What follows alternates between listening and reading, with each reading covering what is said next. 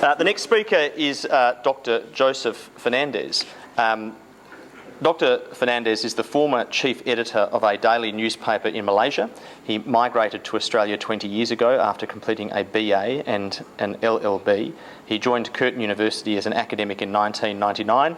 He later completed a LLM and a PhD, the latter in the defamation area. He currently heads the journalism department at Curtin University, where he has taught media law for 13 years. He is the author of the Media Law Handbook, 5th edition, and other academic works at the confluence of law and journalism. He's also the proud holder of the shortest bio for today, which is not because he hasn't achieved much, but is because he is a succinct individual. And we've had a number of correspondence on the Shield laws, which were successfully passed through State Parliament, and Joseph's advice has always been very succinct and useful on that area. So Joseph, welcome.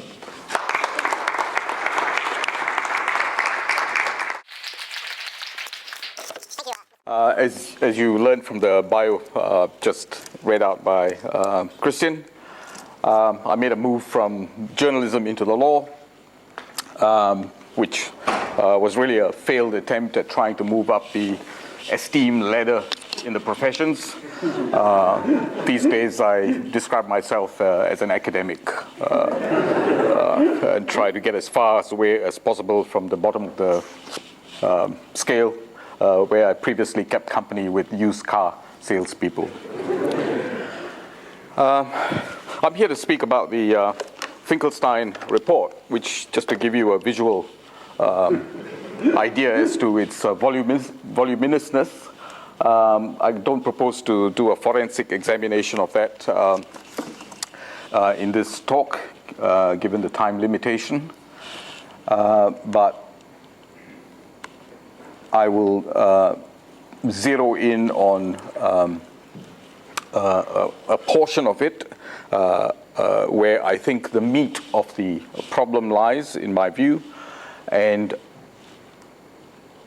I would start by referring to the minister's launch remarks at the time that he announced the launch of this inquiry, because I think it's important to try and understand the background, where this came from, and what were some of the hidden messages in the minister's rationale for announcing this inquiry.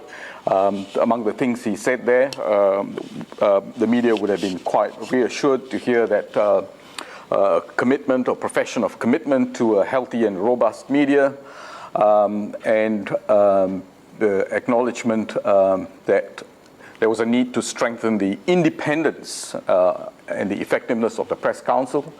But there were some alarm bells that would have rung in some people's heads, like mine, for instance, when in the same text the minister was making an observation where he praised the Press Council for achieving a higher level of findings for complainants. One would like to think that complainants would succeed or fail on their own individual merits, and he made an observation of the Murdoch Press News Limited owning 70% of the newspapers in this country. Let's look at the terms of reference for the report. In the square brackets there are references to this to the report itself, the paragraph numbers. And the terms of reference were to investigate the effectiveness of current media practice codes, especially in light of technological change to digital and online platforms, the impact of the change on traditional media business, ways to substantially strengthen the independence and effectiveness of the Press Council, related issues. And the Finkelstein focus was going to be on print media regulation, including online publications and the operation of the Press Council. Stepping back from that announcement, we can see that there were some other factors at play in the government's decision to initiate this exercise, and there's no escaping the fact that the roots can be said to lie in the News of the World phone hacking scandal, which led to the Levison inquiry, where Justice Leveson is currently sitting on a report, or he's circulated it amongst the media for their response before he actually releases it sometime this month. At that time, there was a call by the Australian Greens for publisher licensing to introduce a fit and proper person test, limit on foreign ownership of press, ownership concentration. There was concern from several politicians and others regarding certain news limited papers, the Australian, the Daily Telegraph, for being biased, especially on climate change. And you have those famous words by Bob Brown, the former Greens leader, who made a reference to the hate media. The hate media, you'll find this on YouTube, which Dennis Muller of the University of Melbourne described as an ad hominem attack. And this is the inquiry,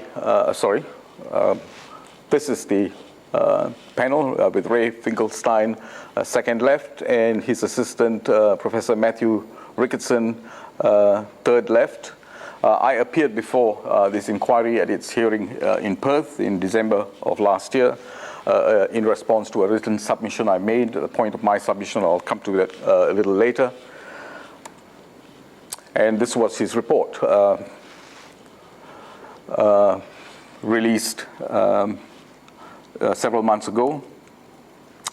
Let's take a look at the UK phone hacking scandal from a recent book called Journalism on Trial by Richard Keeble and John Mayer. This is what the phone hacking scandal can be summed up as being. It involved a scale of outrageous practice on a significant number of citizens, which included, above all else, wanton invasions of privacy. You remember, privacy through phone hacking, deceit, disguise, robbery, construction of wholly or partly fictional narratives, implicit blackmailing of politicians, threats of exposure for those who did not cooperate.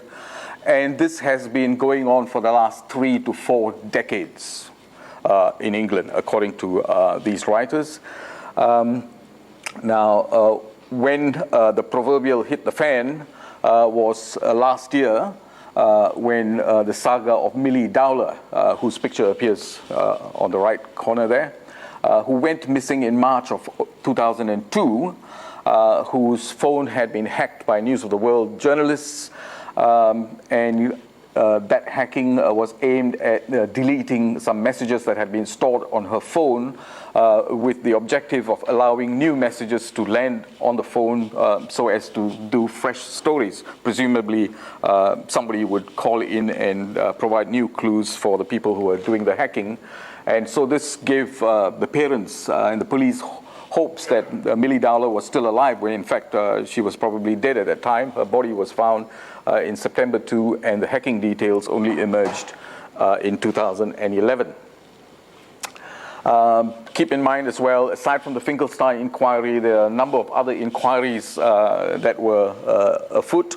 One of them was the Convergence inquiry, which was a broad approach to a range of regulatory issues across the broadcasting and telecommunications and radio communications sectors, which produced another report. The review established 10 principles to guide its work. And the first and the most fundamental principle that inquiry recognized was that citizens and organizations should be able to communicate freely, and where regulation is required, it should be the minimum necessary to achieve a clear public purpose, quite consistent with what Michelle just said about legislation that encroached on freedom of speech under the implied freedom. Classification review, that's another one that recently got completed, and this was targeted at providing suggestions, guidance on the regulation of harmful material or socially objectionable material. Once again, I find it interesting that this review took as its first guiding principle the objective that people should be able to read, hear, see, and participate in media of their choice. And it proposed, it had 57 recommendations, of which 3 are listed here: to enact a new classification scheme to regulate media content classification, set up a single regulator, and provide the traditional exemptions to news and current affairs. Now, looking at the Finkelstein terms of reference, one of Ray Finkelstein's whinges was that the terms of reference was not as broad as he had called for. For example, there was no brief to probe the limits on foreign ownership or whether there should be changes to the law relating to press ownership. But I'll show you something else a little further down the track in relation to this. And this report was compiled with the so-called benefit of soliciting a wide spread of submissions. So you've got 11,000 submissions there. You'd like to think that the force of this report, its legitimacy, comes from such a massive canvassing of public opinion. What I think of this report, I can tell you in quite blunt language, it is an indigestible goulash of media theory, media regulation, and navel-gazing to create a facade of legitimacy.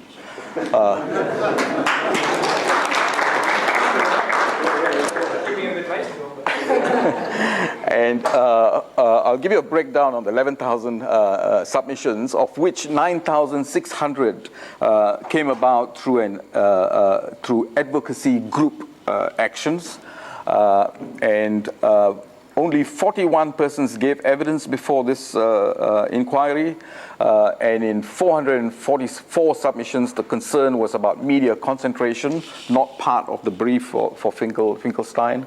115 backed a fit and proper person test, not part of the Finkelstein brief again. There were 10,600 short submissions, that is submissions of about 500 words, which engaged at only a relatively high level with the inquiry's terms of reference, and the issues mostly focused on quality concerns, ownership, and diversity. 9,600 of the 10,600 submissions used a prepared text which the advocacy group had prepared. And if you read that italicized part, it says there, in your findings, I urge you to demand a limit on media concentration.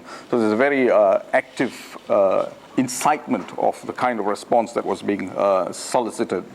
Relatively few submissions explicitly addressed issues identified in the terms of reference, that is, in relation to effectiveness of industry codes, only 25 submissions, the effectiveness of the Australian Press Council, only 34 submissions, and the impact of the industry on the emergence of online media, 5 submissions. 447 submissions called for stronger regulations, but only 64 or 65, that's a discrepancy in the report, gave detailed improvement options, of which only 34 explicitly identified the Australian Press Council. So to give you a glimpse into the submissions, of the 64 submissions, or 65, which gave specifically detailed options for improvement of self-regulatory arrangements, 17 called for statutory powers for the regulator and independence from publishers, 2 called for statutory powers for the regulator, 26 for independence of regulator from publishers, and only 20 called for increased penalties. And this is the advocacy group's online form, which I showed you earlier, and here's an expanded view of it. And you can see how that level of encouragement there is being planted in the minds of the submitter. Who is Avaz? If you looked up, I don't know if it's still up there on the site, you can see they come across as being a very strongly partisan agency. It is an advocacy group after all, but I was very disturbed that these sorts of tactics had been engaged in what was meant to be a more empirical, more detached investigation as to the merits of media regulation. save the internet. The pressure is working, so it's all about creating a pressure situation. Once again, you can see how Rupert Murdoch is being mentioned as a target, and so he's the one to be dealt with. And so I said to you I was going to focus on the meat of what I think this report deserves attention for, and that is what is it that drove Finkelstein's reform proposals?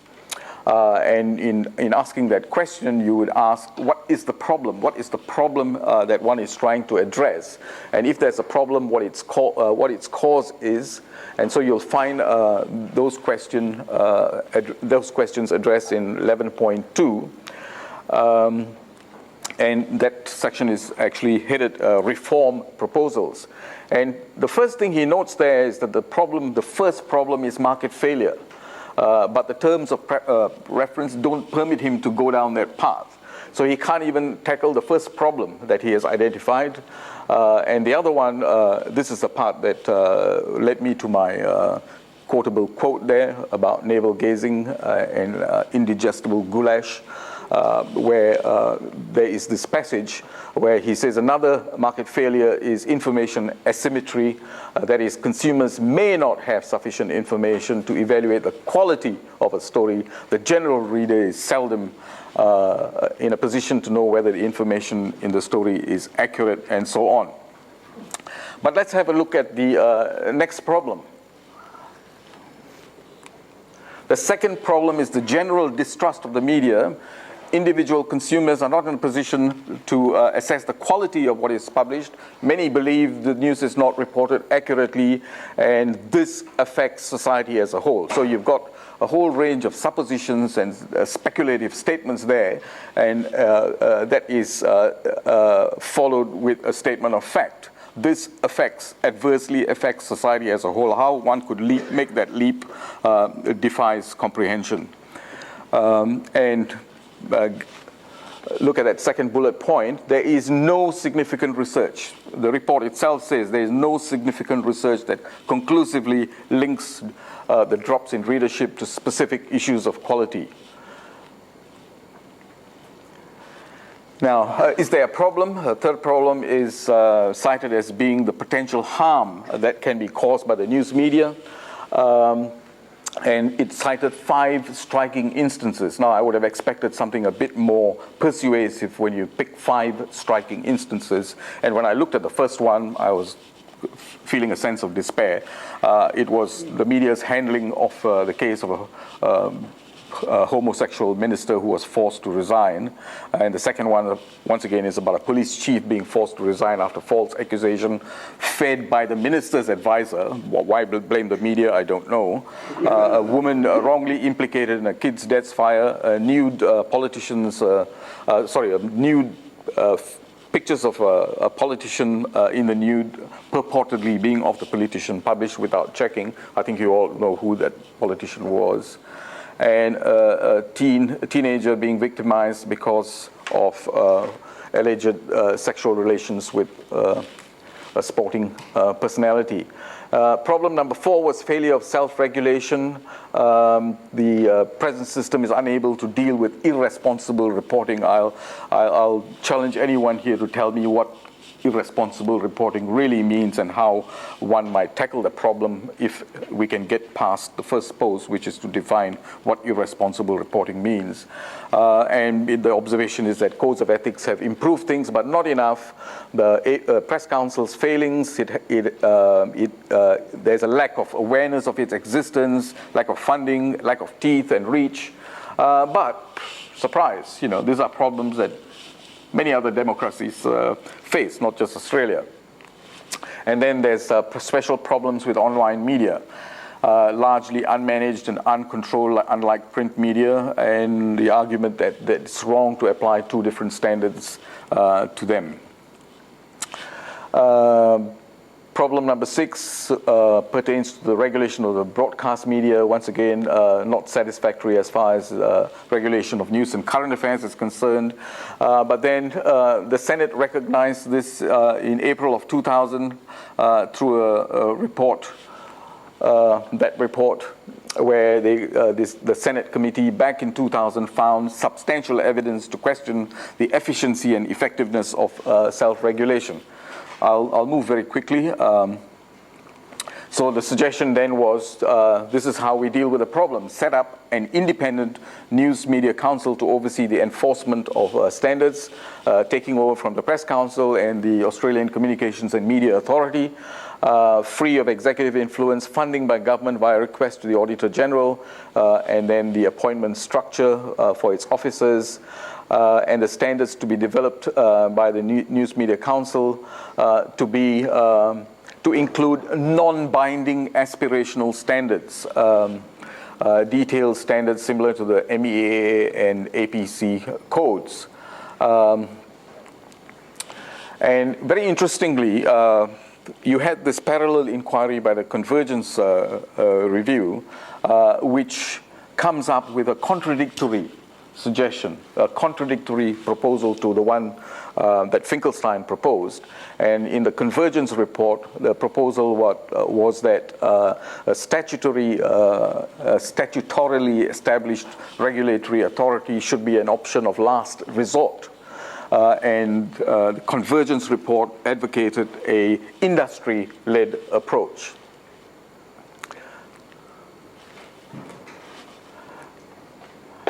Now, my suggestion to the inquiry, my submission, tried to draw attention to the absence of the truth imperative in Australian journalism professional codes of practice. It does not appear in the MEAA Code of Ethics, which is often cited as the guiding light.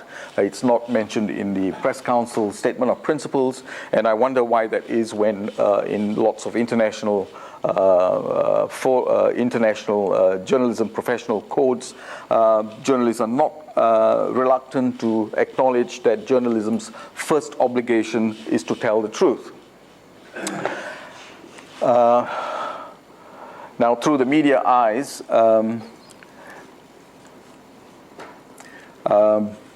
the former chair of the Press Council said that this inquiry began life as a witch hunt by the Greens and has morphed into a fairly narrow mixed bag of issues, ostensibly focused on print journalism. And Christopher Warren of the MEAA was also quite scathing of the report and correctly points out that it appears to answer ethical problems that are evident in the UK rather than in Australia.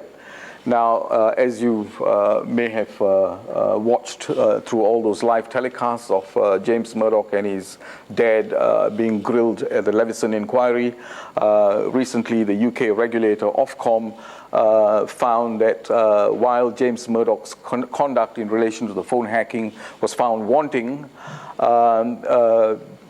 they did not find a reasonable basis to find that he knew of widespread hacking. Now,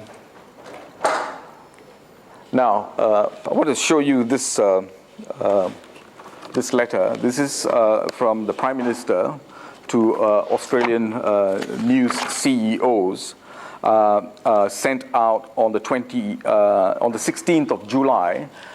20 minutes on the 16th of July, where long after, several months after Finkelstein got his brief, and here the Prime Minister is basically reinventing the wheel, starting from scratch. You can't see it from there, but I'll read it to you. She says she strongly believes that a free and independent press is important to the democratic process, and she now is asking for feedback from the CEOs on what improvements can be made so that Australian stories can be told and the public interest can be upheld. I will stop there. Thank you very much.